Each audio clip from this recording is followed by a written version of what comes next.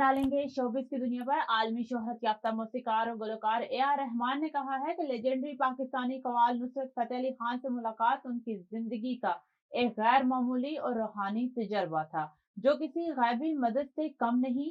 एक बरतानवी निजी TV channel को खुसूसी इंटरव्यू में ऑस्कर अवार्ड याफ्ता भारतीय मौसीकार ए.आर. रहमान ने कव्वाली के बेताज बादशाह नुसरत फतेह अली खान की फनी अजमत और शख्सियत को खराज तहसीन पेश करते हुए कहा कि इनसे मिलना जैसे इनकी मंजिल थी।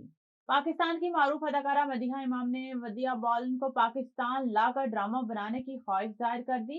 अदाकारा मदीहा इमाम अपनी शानदार अदाकारी और मेजबानी की वजह से मशहूर हैं। उन्होंने करियर का आगाज बतौर वीजे किया और जल्द ही ड्रामों में मरकजी किरदार अदा करने लगी। अदाकारा ने भारतीय फिल्म साज मुजीब बसर से शादी की है।